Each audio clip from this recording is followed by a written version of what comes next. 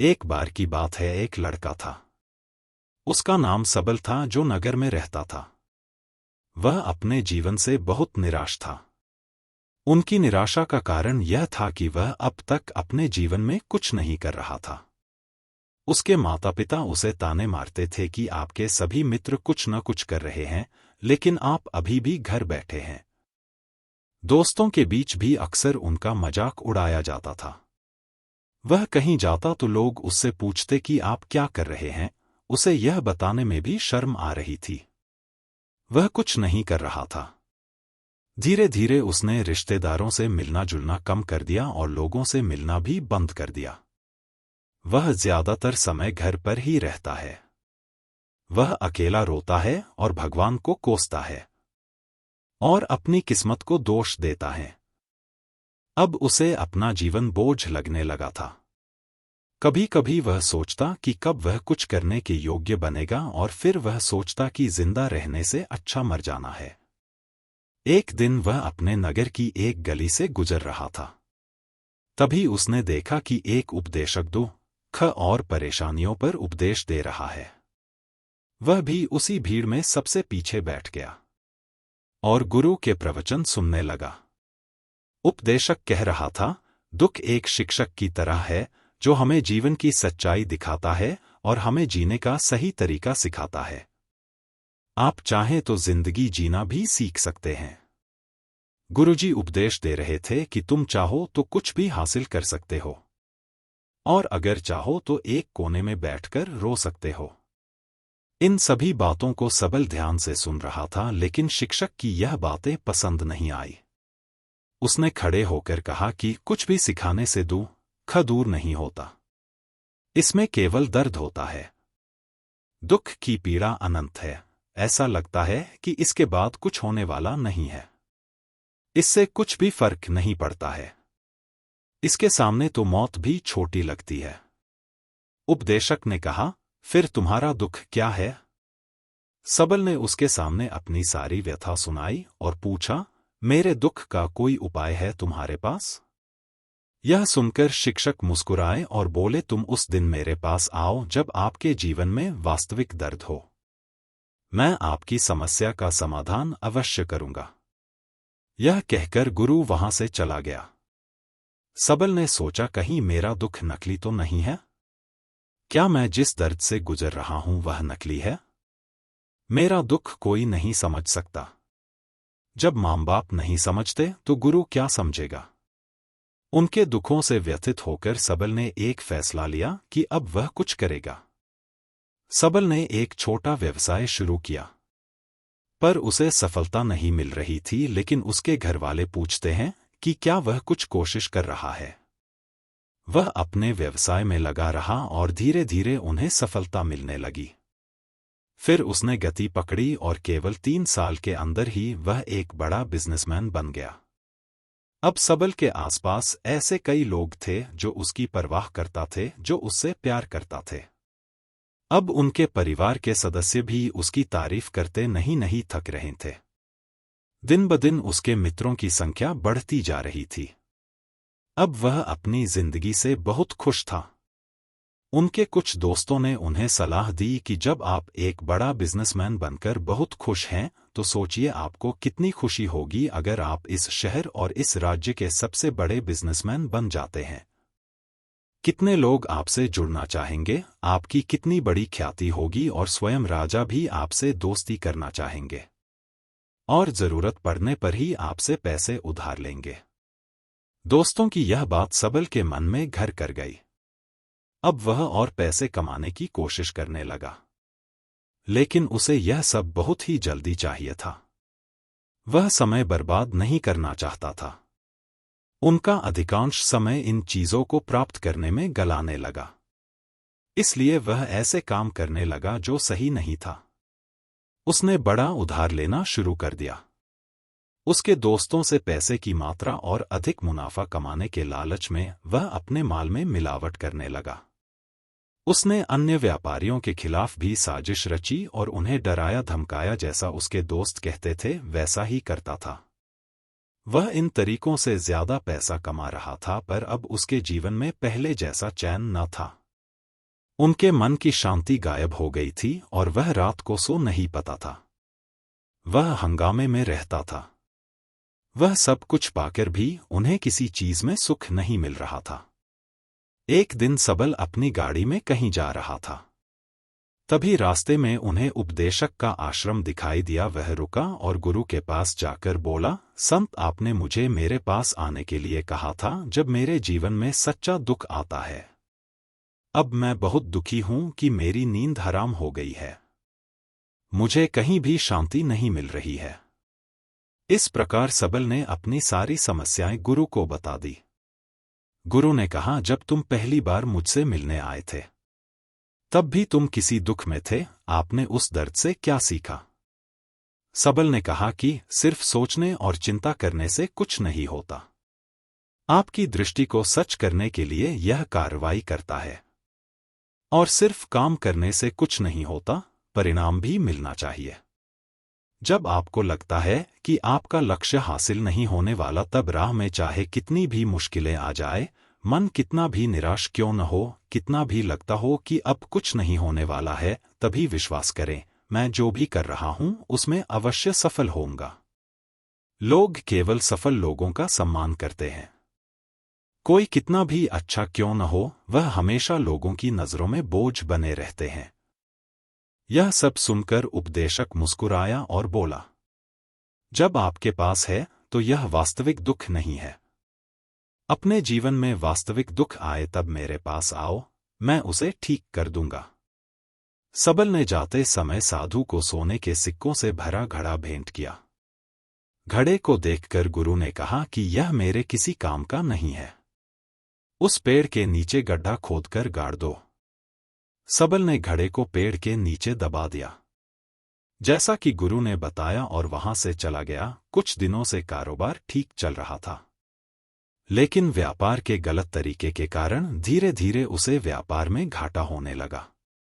उसकी सारी दौलत धीरे धीरे खत्म होने लगी और एक दिन ऐसा भी आया जब उसके पास कुछ भी नहीं बचा और उस पर कर्ज का बोझ चढ़ गया था, परंतु वह निश्चिंत था, क्योंकि उसने अपना सारा कर्ज अपने दोस्तों से लिया था। उसने सोचा कि उसके दोस्त बुरे वक्त में उनके साथ खड़े रहेंगे, लेकिन ऐसा कुछ नहीं हुआ। जैसे ही बुरा वक्त आया, दोस्त पहले उससे कर्ज मांगने लगे। अगर उसने कर्ज नहीं लौटाया, उन्होंने उसे जान से मारने की धमकी भी दी। उनके सभी शुभचिंतक और प्रियजन उससे दूर हो गए। उसके दोस्त, जो उसके साथ मस्ती किया करते थे, अब उससे दूर भाग रहे थे। उसका परिवार उसकी गलतियां और कमियां गिनने लगा। उनकी सारी संपत्ति नीलाम कर दी गई और उसके पास कुछ भी न बचा। जब उसने अपने पिता से मदद मांगी, पिता ने कहा कि मेरे पास थोड़ी सी संपत्ति है, मैं तुम्हारी मां को क्या कहूंगा अगर मैं तुम्हें दे दूं? यह संपत्ति हमारा अंतिम उपाय है। सबल के मन में गहरा दुख छा गया। उसके आसपास कोई नहीं था जो उनके दुख को समझ सके, जो उसे संभाल सके। जनता के इस विश्वासघात के कारण वह अंदर से टूट चुका था। वह सोचने लगा कि अब जीने का क्या मतलब है, अब मौत ही मेरा सहारा है। वह आत्महत्या करने के लिए पहाड़ी पर जा रहा था, तब से उसे याद आया कि उस शिक्षक ने उससे कहा था, मेरे पास आओ जब तुम्हारे जीवन में वास्तविक दुख हो। सबल गुरु के पास गया और अपनी सारी व्यथा सुनाई। आंखों में आंसू लिए उसने कहा, हे गुरुजी, मेरे दुख का निवारण कीजिए। गुरु ने कहा, जब जीवन में असली दुख होता है तब मेरे पास आ जाना, मैं इसे जरूर ठीक करूंगा। और पढ़े। सबल ने कहा कि ये क्या हो रहा है, मेरी जिंदगी में अभी दुख नहीं है, तो आखिर असली दुख क्या है? गुरुजी ने सबसे कहा कि पहले आप मुझे बताओ, आपने अपने दुख से क्या सीखा? सबल ने कहा कि मैंने वह सीखा, जो लोग हमारे जीवन में आते हैं वह हमारी सफलता और प्रगति के कारण वो हमें धोखा जरूर देंगे, क्योंकि बुरे समय में वे हमारे साथ नहीं खड़े होंगे। वे अच्छे समय में ही हमारा फायदा उठाएंगे और बुरे समय में हमें छोड़ देंगे। उन लोगों पर ही भरोसा करें जो हमारे बुरे समय में हमारे साथ खड़े रहते हैं, लेकिन ऐसे लोग बहुत कम होते हैं। लेकिन जिनके पास है उन्हें उनकी सराहना करनी चाहिए, उनका अपमान नहीं करना चाहिए। मैंने कभी भी किसी के खिलाफ साजिश नहीं रखना चाहिए। अपना काम ईमानदारी और धैर्य से करें और कभी लालची मत बनो।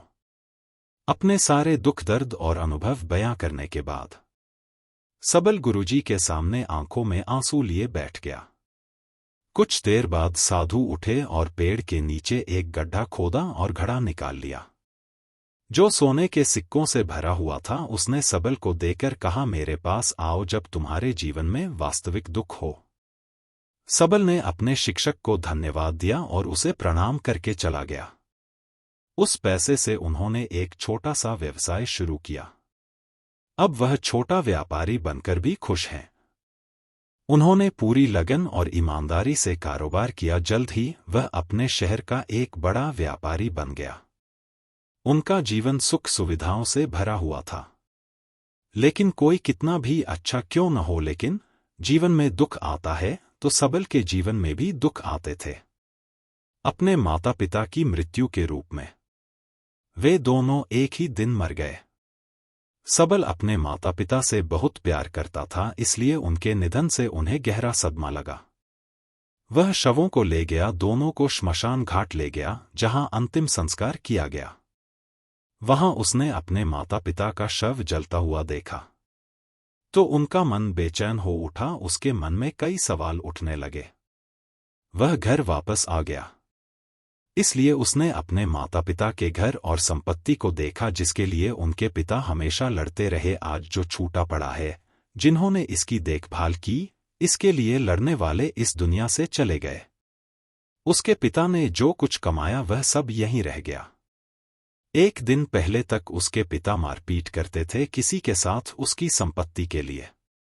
आज वो खुद इस दुनिया से चले गए। उसका मन ऐसे अनेक विचारों के बवंडर में था। वह अंदर से अकेला और डरा हुआ महसूस कर रहा था। वह खाली महसूस कर रहा था। उसे लगा कि कुछ है, वह समझ नहीं सका। इसलिए वह गुरु के पास गया। उसे देखकर गुरुजी ने कहा, क्या जीवन में कोई दुख है? सबल ने कहा, वैसे तो जीवन में कोई दुख नहीं है, सब कुछ अच्छा चल रहा है, लेकिन आज मेरे माता पिता का देहांत हो गया है। मैं इस घटना से बेहद दुखी और परेशान हूं। गुरुजी ने कहा, इसमें दुखी होने की क्या बात है? एक दिन सबके अपनों को मरना है, कोई न कभी जिया है और न कभी रहेगा। एक दिन तुझे भी मरना है, शायद तुम कल ही मर जाओगे, या आप आज भी मर सकते हो। सबल ने कहा, क्या कह रहे हो गुरुजी, मैं भी मर जाऊंगा, लेकिन मैं अभी जवान हूं। गुरु ने कहा कि सब जी रहे हैं इस भ्रम में कि मृत्यु केवल दूसरों को आती है, बड़ों के पास ही आती है। लेकिन जवान और बूढ़े मर जाते हैं, बच्चे मर जाते हैं। मौत का उम्र से कोई लेना देना नहीं है, यह सभी को प्रभावित करता है। मास्टर जी की ये बातें सबल के मन में घर कर गईं और वह चुपचाप चला गया। लेकिन उसका मन अभी भी बेचैन था, वह खाली महसूस कर रहा था। वह सारा दिन अपने बारे में ही सोचता रहा कि वह कौन है, वह इस दुनिया में क्यों आया है, क्या जीवन का लक्ष्य केवल चीजों को खाना और मरना है? ऐसे कई सवाल उसके दिमाग में लगातार उठ रहे थे, लेकिन उन्हें अपने किसी भी सवाल का जवाब नहीं मिल रहा था और उसका दुख दिन ब दिन बढ़ता ही जा रहा था। इसलिए कुछ दिन बाद वह फिर से गुरुजी के पास पहुंचा और बोला, हे स्वामी, मैं बहुत दुखी हूं, क्योंकि मैं यह नहीं जान पा रहा हूं कि मैं कौन हूं और मैं इस दुनिया में क्यों आया। यह सुनकर गुरुजी मुस्कुराए और बोले, आज आपके जीवन में पहली बार सच्चा दुख उत्पन्न हो गया है। यह वास्तव में दुख कहलाने के लायक है। हम नहीं जानते कि हम कौन हैं, हम क्यों आए हैं, क्या करें, कैसे करना है। सबल ने अपने गुरु से कहा कि उसकी दुर्दशा दूर करो। गुरु ने कहा कि हम सभी इंसान हैं, जीवन भर संग्रह करते रहते हैं। सबल ने कहा कि सभी इंसान जीवन भर धन, सम्मान, परिवार, प्रतिष्ठा, मित्र, शत्रु आदि जमा करता है। गुरु ने पूछा, क्या हम एकत्रित की गई चीजों में से कुछ भी अपने साथ ले जा सकते हैं? सबल ने कहा, कोई भी इंसान अपने साथ कुछ भी नहीं ले जा सकता, वह सिर्फ अकेला ही जाता है। मेरे माता पिता भी अपने साथ कुछ भी नहीं लेकर गए, सब कुछ धन संपत्ति वैभव सब कुछ यहाँ पर छोड़कर गए। शिक्षक ने कहा, अब मेरी बात ध्यान से सुनो, इस संसार में हमें जो संग्रह करना चाहिए वह हम नहीं करते, चीजें हमारे सामने होती हैं लेकिन हम उन्हें देखने की कोशिश नहीं करते। हमें इस दुनिया में जो कुछ भी इकट्ठा करना है वह हम खुद हैं, हमें खुद को जुटाना होगा ताकि जब हम मरें तो हम एकजुट हो सकें और खुद को पहचानने में सक्षम होने के लिए हम अंदर बंटे हुए हैं। हम प्यार, नफरत, गुस्सा, ईर्ष्या में बंटे हुए हैं। क्रूरता, धन, स्थिति, प्रतिष्ठा, सम्मान, पहचान, धर्म, जाति, सैकड़ों हजारों ऐसी चीजों और इच्छाओं में हम विभाजित हैं और टुकड़ों में जीवन जी रहे हैं। इस विभाजन के कारण हमारी चेतना कभी एक नहीं हो सकती। हमारी चेतना शक्ति बिखरी हुई है, इसलिए हमारे पास इतना समय नहीं है, इतनी ऊर्जा नहीं कि हम मुड़ सकते हैं और अपने भीतर देख सकते हैं। वास्तव में धन, सम्मान और सुविधाओं का अभाव, लोग इसे दुख समझते हैं और जीवन भर के लिए जो दुख कहकर रोते रहते हैं और समाधान खोजने का प्रयास करते रहते हैं। उन्हें अपना समाधान कभी नहीं मिलेगा, क्योंकि जिसे लोग दुख कहते हैं वह वास्तविक दुख नहीं है, यह सिर्फ एक आदमी की इच्छा है। उसकी इच्छा कभी पूरी नहीं होती, इसीलिए व्यक्ति को कभी उनके प्रश्नों का समाधान नहीं मिलता। इसलिए इन सब से परे, यदि आप अपने दुखों का अंतिम समाधान चाहते हैं तो सबसे पहले खुद को समेटो। इस दुनिया से अपनी ऊर्जा वापस ले लो और इकट्ठा करो। अपने आप पर ध्यान केंद्रित करो, स्वयं पर ध्यान दो। अपने मृत्यु से पहले अपने आप को जानने की कोशिश करो, बिखरो मत। सबल ने कहा, तो गुरुजी, क्या हम इस संसार को छोड़ दें? हमारी सभी इच्छाओं को मार देना चाहिए, किसी से प्रेम नहीं करना चाहिए, धन संग्रह नहीं करना चाहिए, सम्मान की आशा छोड़ देनी चाहिए। शिक्षक ने कहा कि भावनाओं और इच्छाओं ऐसे बिखरे हुए मनुष्य में से निकल आओ, जैसे कोई पत्थर पहाड़ से गिरे जिस पर पर्वत का कोई वश नहीं है सिवाय देखने के। परेशान होना और कुछ खोना, वैसे ही बिखरे हुए मनुष्य की इच्छाएं बेकाबू और दर्दनाक हैं। उसका अनियंत्रित मन इच्छा करता रहता है और कल्पना करता रहता है और यह दुख देता है। लेकिन जब एक व्यक्ति अपने मन को एकत्र करता है तो वह जो कुछ भी करता है वह उसके नियंत्रण में होता है। फिर उसकी इच्छा से इच्छाएं भी उत्पन्न होती हैं। सबल ने कहा कि आपने मेरे असली दुख का समाधान कर दिया। आपका बहुत बहुत धन्यवाद। अब से मैं खुद को समेटने, खुद को तराशने की कोशिश करूंगा। गुरुजी ने कहा कि मानव शरीर में बहुत ऊर्जा और शक्ति है, लेकिन यह फालतू के कामों में बंटा हुआ है, बेकार की बातों में लगा हुआ है। यह एक बहुत ही शक्तिशाली मशीन की तरह है। एक बच्चे के हाथ में रखा जा रहा है और वह बिना सोचे समझे अपनी शक्ति बर्बाद कर रहा है और बिना किसी नियंत्रण के। इसीलिए इस शक्ति पर ध्यान दें, अपनी चेतना, और इसे इकट्ठा करें। सबल को अपने प्रश्नों का उत्तर मिल गया। उसने अपने गुरु का शुक्रिया अदा किया और चुपचाप चला गया। दोस्तों, उम्मीद है आपको यह कहानी पसंद आई होगी। अगर आपको यह कहानी पसंद आई हो तो अपने दोस्तों और परिवार के साथ जरूर शेयर करें। आपका कीमती समय देने के लिए धन्यवाद।